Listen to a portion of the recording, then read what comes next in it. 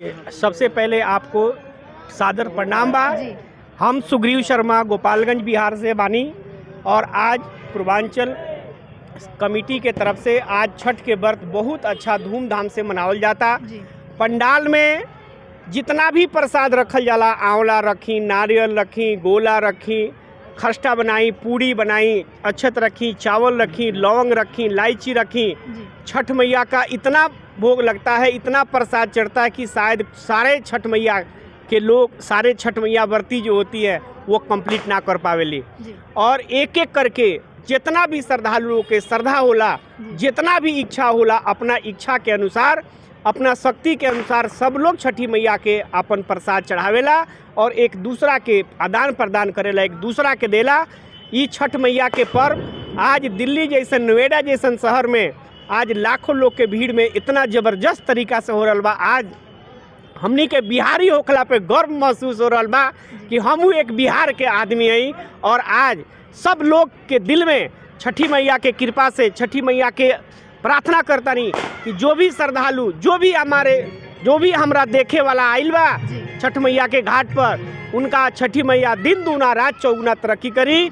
लाख लाख धन्यवाद सभी का हमारे इस खास वीडियो में। और आपके साथ मैं सुष्मिता मिश्रा। छठ पूजा का त्यौहार शुरू हो चुका है, आज खरना है, पहले दिन की शुरुआत हो चुकी है। इस पे हम खास बातचीत के लिए हमारे साथ कुछ लोग मौजूद हैं, इनसे बात करेंगे और जानेंगे कि छठ पूजा क्या है, क्यों मनाया जाता है और कैसे मनाया जाता है, इसकी पूजा विधि क्या है, सब कुछ जानेंगे। आइए बात करते हैं। आपका नाम? मनोज तिवारी। तिवारी जी, ये बताइए कि छठ पूजा कैसे मनाई जाती है और क्यों मनाई जाती है? वास्तव में ये छठ पूजा जो है पावन पूजा है और आध्यात्म के दृष्टिकोण से भी छठ पूजा जो है बड़ा कठिन व्रत है जी। मुझे तो ऐसा आभास होता है कि हर महिलाओं में छठ मैया का प्रवेश है और सारी ही माताएं जो है छठ के रूप में ही विदित होती हैं। बहुत कठिन व्रत, सूर्य देव की उपासना, आधे से अधिक अपना अंग पानी में डुबोए रखना, घंटों इंतज़ार करना, 2 दिन पहले लौकी और आटे की बनी रोटी खाना, अगले दिन खरना जिसको बोलते हैं, केवल एक समय भोजन करना, बिना पानी पिए, बिना जल ग्रहण किए। अगले दिन पता नहीं कैसे कैसे समय व्यतीत हो जाता है देवियों का और इस कठिन व्रत को रखती हैं। बहुत चहल पहल रहती है।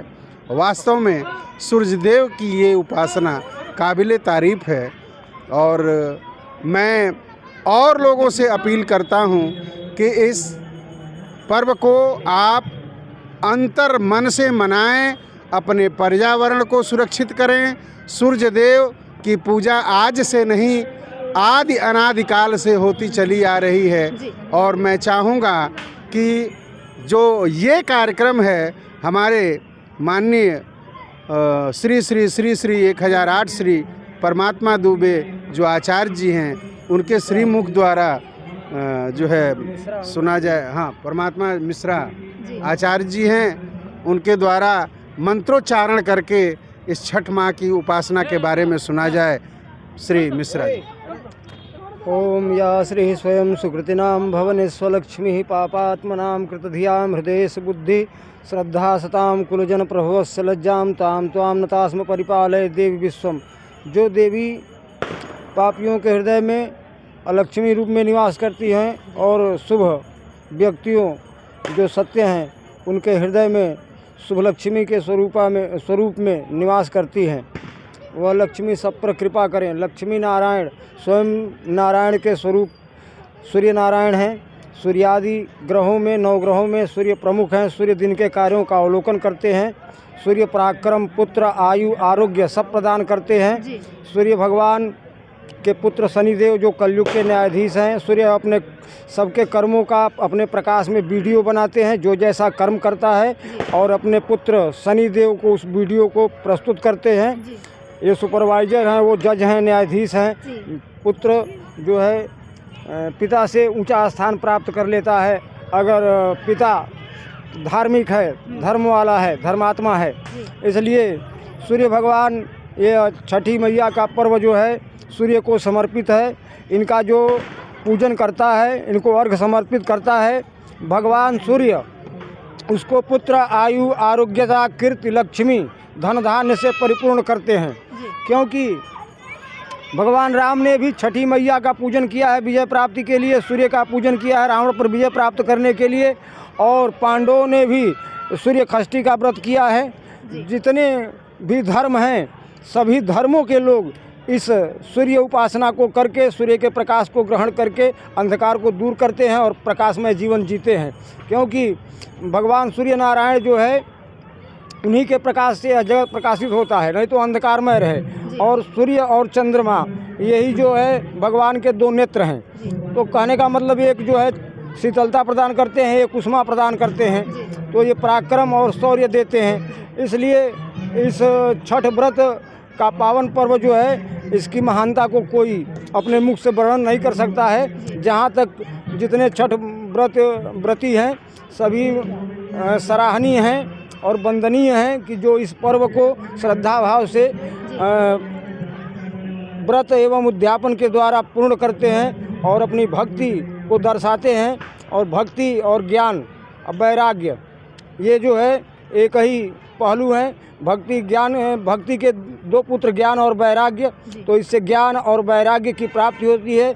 यह जो है भारत भूमि जो है योग की भूमि है, भोग की भूमि नहीं है। इसलिए मानव जन्म जो है एक बार ही मिलता है और इस मानव जन्म को पाकर के हम धर्म की रक्षा करते हुए और धर्म की स्थापना करते हैं, पूजन करते हैं। यही सूर्य का आदेश है कि आप धर्म करते रहिए और विश्व का कल्याण के लिए चिंतन करते रहिए। अच्छा, इसमें उगते हुए सूरज को अर्घ देना तो समझ में आता है, लेकिन जब जो अस्त होता है सूरज, उनको अर्घ क्यों दिया जाता है? ऐसा है कि हमारा ये सनातन धर्म है कि जो एक गरीब को भी भंडारा में भोजन उसी तरह से देता है जिस तरह एक अमीर को देता है।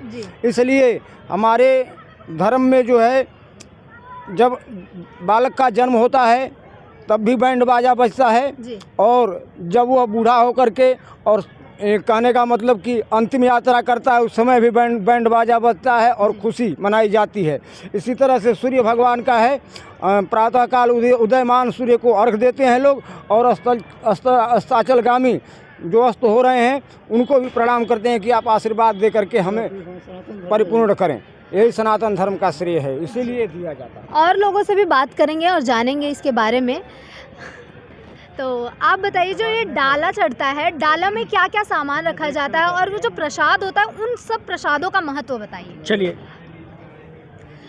और इनसे भी बात करेंगे और जानेंगे कि आप बताइए कि जो ये नदी में, मतलब कोई भी गंगा या यमुना में या फिर किसी भी तालाब में पानी में आधे खड़े होकर के जो स्त्रियां अर्घ देती हैं उसका क्या महत्व है, वो क्यों किया जाता है? अभी आपने हमारे पंडित जी से सुना ही है जी कि हम उगते सूरज का और डूबते सूरज का जी प्रार्थना करते हैं। जी तो इसी गंगा जल में खड़ा होकर के मैं उगते सूरज को अर्घ देता हूँ, यानी जल चढ़ाता हूँ, जी और डूबते सूरज को भी मैं जल चढ़ाता हूँ। जी यह सिर्फ हमारे सनातन धर्म में ही ये मान्यता है जी कि हम सनातनी उगते हुए को भी प्रणाम और डूबते हुए को भी प्रणाम करते हैं। जी वैसे यह जो छठ पर्व है विगत 12 वर्षों से हम लोग यहाँ मना रहे हैं। जी और यह जो प्रांगण है, यह जो पार्क है जी जनता फ्लैट C6 पूरे पार्क को एक बार कवर करें। लोकेश, मैं अपने साथी से कहूँगी कि अपने एक बार थोड़ा सा यहाँ का व्यू भी आप लोगों को दिखाए।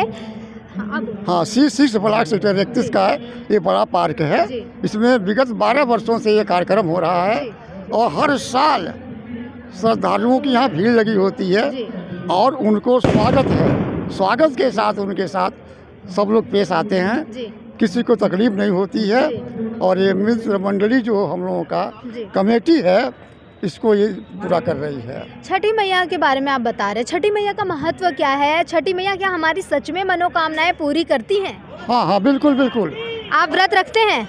व्रत है हमारी। आप कितने सालों से कर रहे हैं छठ पूजा? मैं तो 40 सालों से मैं कर रहा हूँ। आपकी कोई मनोकामना ऐसी हो जो पूरी हो चुकी हो छठी मैया की कृपा से?